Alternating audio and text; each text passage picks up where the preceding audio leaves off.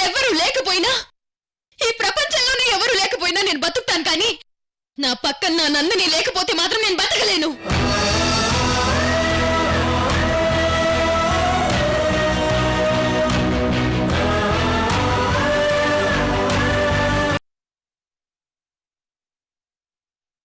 మీరిద్దరు ఇక్కడి నుంచి వెళ్ళిపోవాల్సిందే.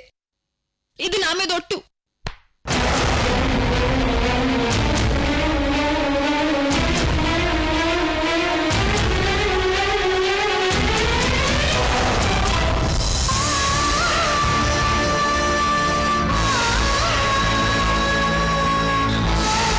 రండి.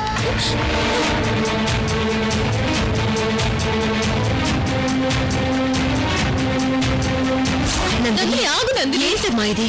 వదులు. మీరిద్దరు వెంటనే బయలుదేరండి.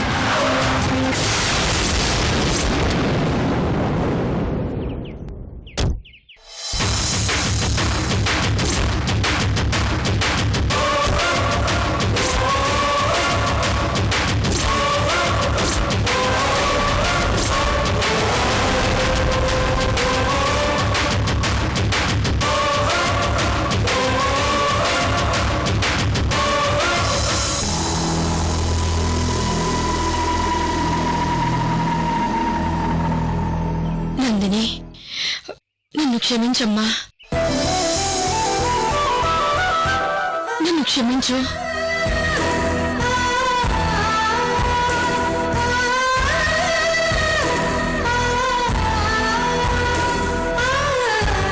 అయ్యయ్యో, మీరిలా అనడం ఏంటమ్మమ్మా?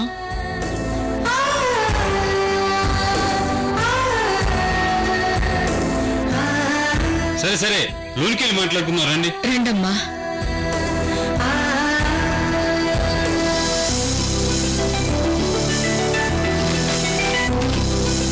చెప్పింది అర్థమైంది కదా? అర్థమైంది మేడం. నువ్వు వెంటనే ఇక్కడికి వచ్చేయి. అలాగే మేడం.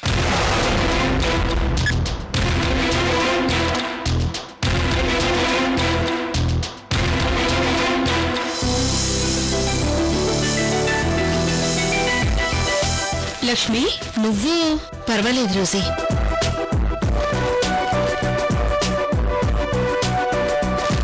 తాతయ్య,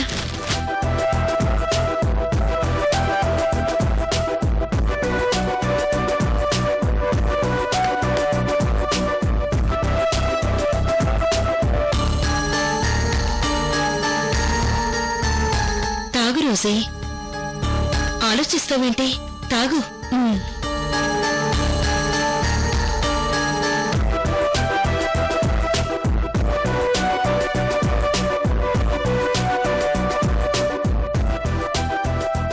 నా రోజీ మీద ప్రేమతో నిజంగా నా కళ్ళు మూసుకుపోయానందని, అసలు నేనే అలా ప్రవర్తించానంటే నాకే అర్థం కావడం లేదు. తలుచుకుంటేనే గిల్టీగా ఉంది. అమ్మమ్మ, పాస్ట్ ఇస్ పాస్ట్, వదిలే.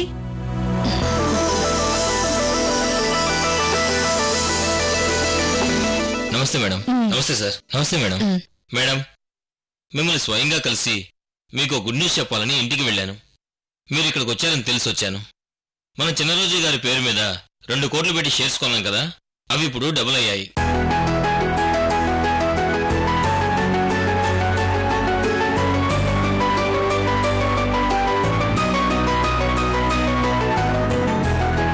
Very good.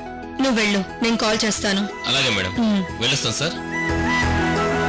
రోసీ, అసలు ఆ షేర్స్ కొనాలనే ఆలోచన ఎలా వచ్చింది? మన నందినియే సలహా ఇచ్చింది. ఆ క్రెడిట్ అంతా నందినికే చెందుతుంది.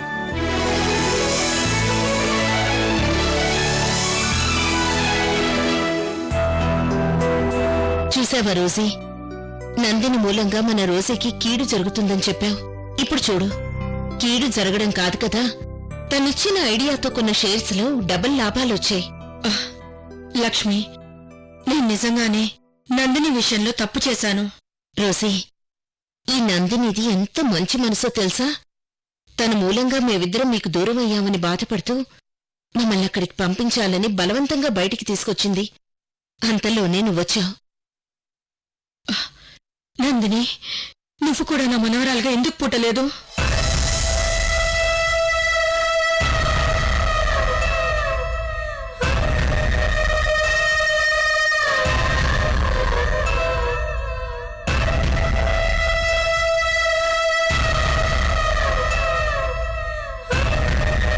మనవరాలిగా పుట్టకపోవడం ఏంటి రోజీ?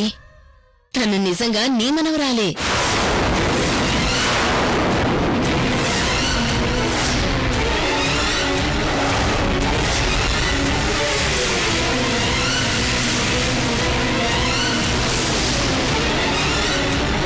కళ్ళ ముందు రోజీని పెట్టుకుని అలా అంటావేంటి?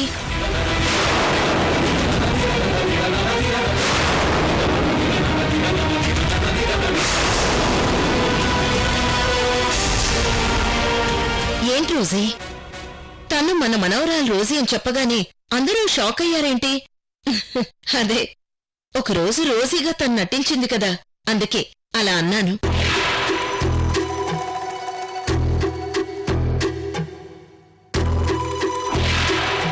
లక్ష్మి, వీళ్ళిద్దరూ మన మనవరాళ్లే.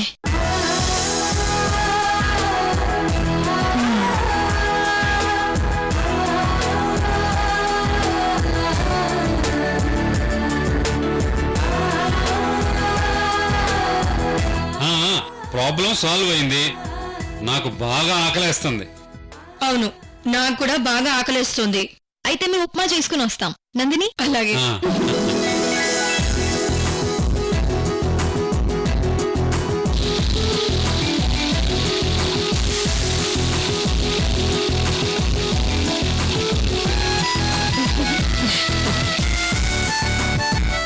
అమ్మా నందిని, నీ విషయంలో రోజే ఇంత తొందరగా రియలైజ్ అవుతుందని అస్సలు అనుకోలేదు. మొత్తానికి మళ్ళీ అందరం కలిసిపోయాం. చాలా హ్యాపీగా ఉంది. అవునజ్జీ, నాకు కూడా అలాగే ఉంది.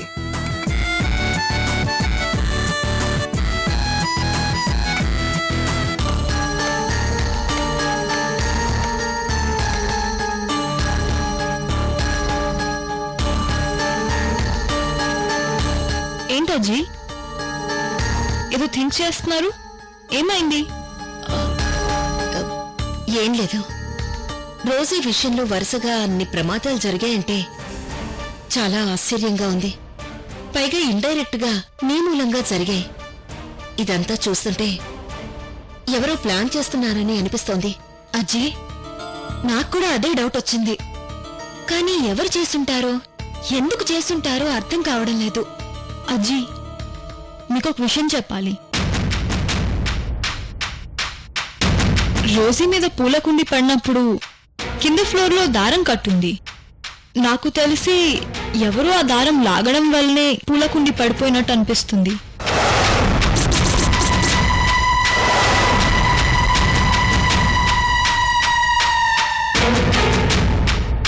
అజ్జీ, నాకెందుకో సంధ్య వదిన మీదే డౌట్గా ఉంది.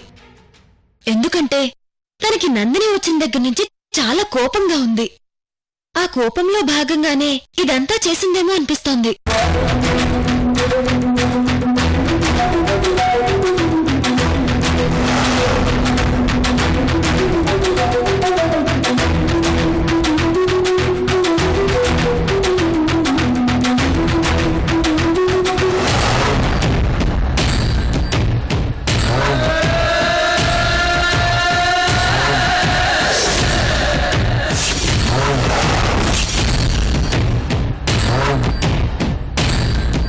పెట్టేశాను. వీళ్ల మధ్య అగ్గి రాజేశాను. మనవరాలు లేనప్పుడు తనని తలుచుకుంటూ బ్రతికేసే ఈ ముసలోళ్ళు ఇప్పుడు మనవరాలు వచ్చిన ఆనందం కంటే బాధతో గుండెలు కొట్టుకుంటూ చావాలి. అది చూసి వీళ్లు కూడా కుమిలిపోవాలి.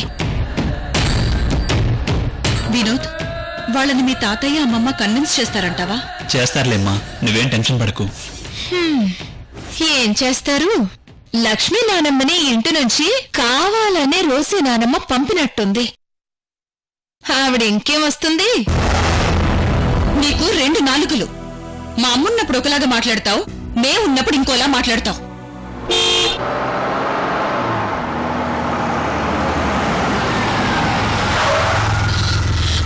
అమ్మ వాళ్ళు వచ్చినట్టున్నారు.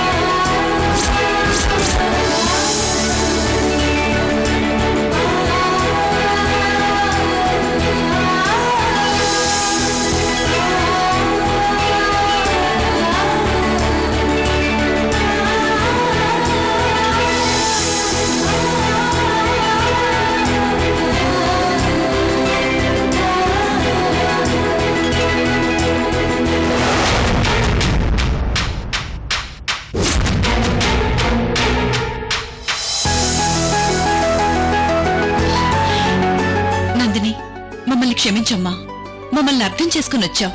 నిజంగా నీది చాలా పెద్ద మనసు. అయ్యో మీరలాంటి పెద్ద మాటలు మాట్లాడకండి ప్లీజ్.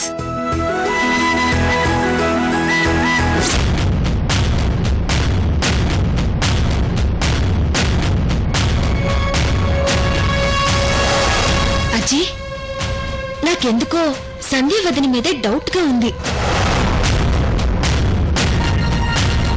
సరే ఇక లోపలికి వెళ్దాం పదండి. ఒక నిమిషం భార్గవి, అమ్మా, మన అనవసరంగా అపార్థం చేసుకుని పాపం తనని బయటికి పంపించేశాం. ఇప్పుడు హారతి ఇచ్చి లోపలికి తీసుకెళ్దాం. అప్పుడే మనం చేసిన దానికి కొంచెం అయినా పశ్చాత్తాపం ఉంటుంది. అలాగే అమ్మా, ఇప్పుడే తీసుకొస్తాను.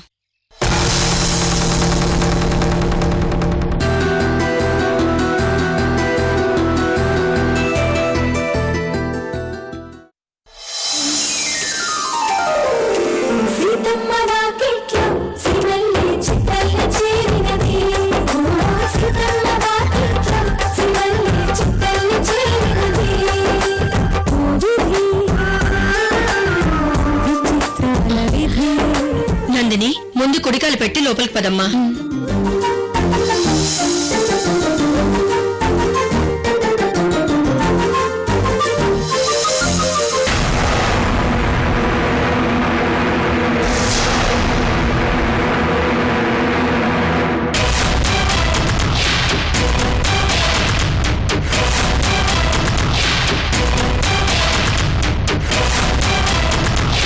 ఈ మందంతా మళ్ళీ వచ్చేశారు.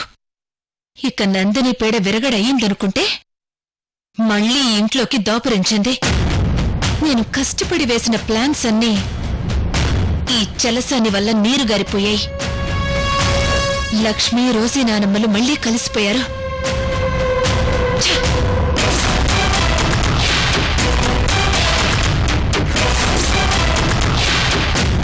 ఏదో ఒకటి చేయాలి.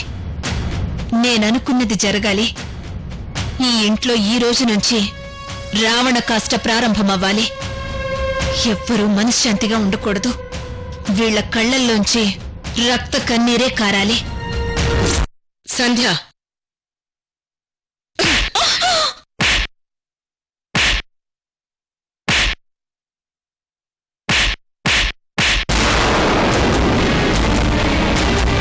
నీ కళ్ళు పడిన చోట ఏదైనా మసవాలా? ఈ మనుషులెవరిని మనశ్శాంతిగా బతకనివ్వవా? అసలు నేనేం చేశాను? నన్నెందుకు కొట్టారు? నువ్వు తెలియక తప్పులు చేస్తే మాటలతో సమాధానం చెప్పేదానివి. కానీ నువ్వు తెలిసి కూడా ఇద్దరు స్నేహితురాళ్ళని విడిపోయే పరిస్థితికి తీసుకొచ్చావు. మా మనవరాలు వచ్చిన ఆనందాన్ని నాశనం చేయాలని చూశావు.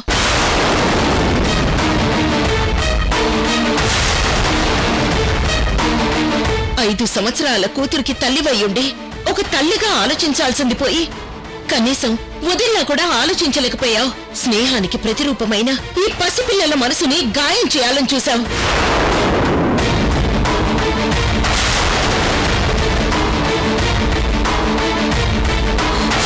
నానమ్మా, అసలు నేను చేసిన నేరమేంటి? అది నీ చేతే చెప్పిస్తాను. నిజం చెప్పు. నా కళ్ళలోకి సూటిగా చూస్తూ నిజం చెప్పు. నందిని మూలంగా రోజీకి కీడు జరుగుతున్నట్టు క్రియేట్ చేసి మీ నానమ్మ మనసు మార్చి నందిని బయటికి పంపేలా చేయలేదు.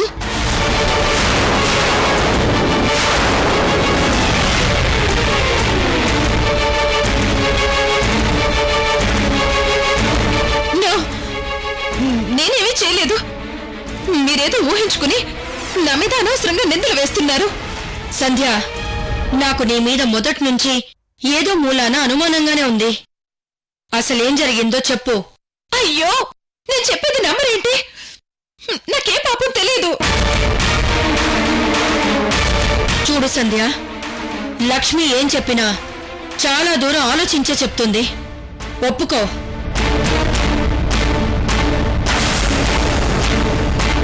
చేసిన తప్పుని ఒప్పుకో. అంతేకాని ఏమీ చేయలేదని అబద్ధం చెప్పి విషయాన్ని విషం చేయకు. చివరికి ఆ విషయాన్ని నువ్వే తాగాల్సి వస్తుంది.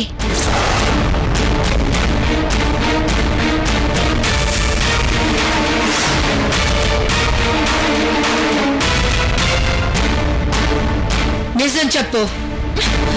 నాకేం తెలియదంటే వినిపించుకోరేంటి? అంటే నువ్వు ఆగు రోజీ.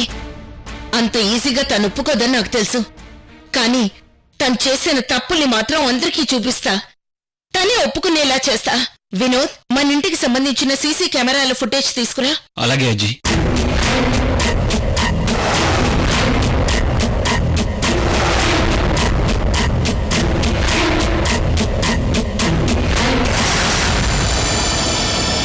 ఈ నెల 16, 17వ తేదీలకు సంబంధించిన ఫుటేజ్లను ఆన్ చేయి. అలాగే.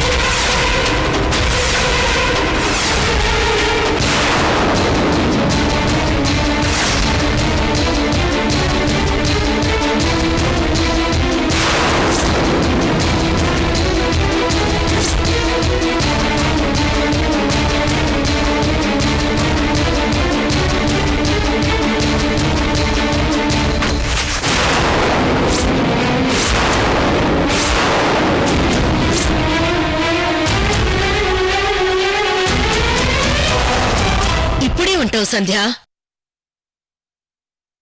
సాక్ష్యాల్ని ఎదురుగా పెట్టుకుని ఇది నేను చేయలేదని అంటావా? లేకపోతే ఇది గ్రాఫిక్ వర్క్ నేను చేసినట్టు క్రియేట్ చేశారని అంటావా? చెప్పు. చెమటల్ని తుడుచుకో. నీలాంటి అసూయపర్లకు కన్నీళ్ళెప్పుడూ కారవు, చెమట్లే పడతాయి. కాని మాలాంటి వాళ్ళకి మాత్రం కన్నీళ్లు పెట్టిస్తావు. ఏ, నువ్వసలు మనిషివేనా? కొంచెమైనా బుద్ధిజ్ఞానం అనేది ఉందా? నన్ను చీట్ చేస్తావా? ఈ రోజునే చీట్ చేస్తావా? అసలు ఆ రోజు దీన్ని బయటికి గెంటేస్తుంటే ఏ గొడవ లేకుండా పోయేది. పాపం ఆ రోజు ఈ నందిని నన్ను బతుకులాడి దీన్ని లోపలికి తీసుకొచ్చింది. లేకపోతే మనకి పరిస్థితి వచ్చేదే కాదు లక్ష్మి.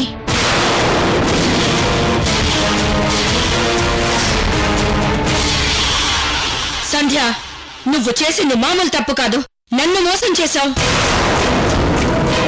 నా చేత తప్పు మీద తప్పు చేయించావు. నా సంగతి తెలిసి కూడా ఇంత ఘోరాన్ని కొడికట్టావు. అమ్మా, ఈసారి మాత్రం తన్ని క్షమించుకో. అలా క్షమిస్తే మళ్ళీ మళ్ళీ ఇలాంటి తప్పులే చేస్తుంది. ముందు దాన్ని బయటికి గెంటేయండి. దీన్ని బయటికి గెంటడం కాదు, దానికంటే పెద్ద శిక్ష నేను వేస్తాను.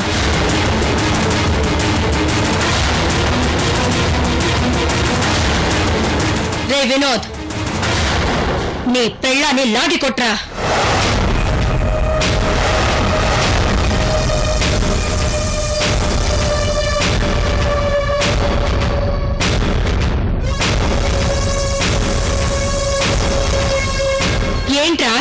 ఏంటి ఆలోచిస్తున్నావు? నువ్వెప్పుడు పెళ్ళాన్ మీద చేయి చేసుకోలేదు కదా, ఇప్పుడు చేసుకో. నేనిప్పుడు దీనికి వేసే శిక్ష ఇదే. వద్దు బావా, వద్దు.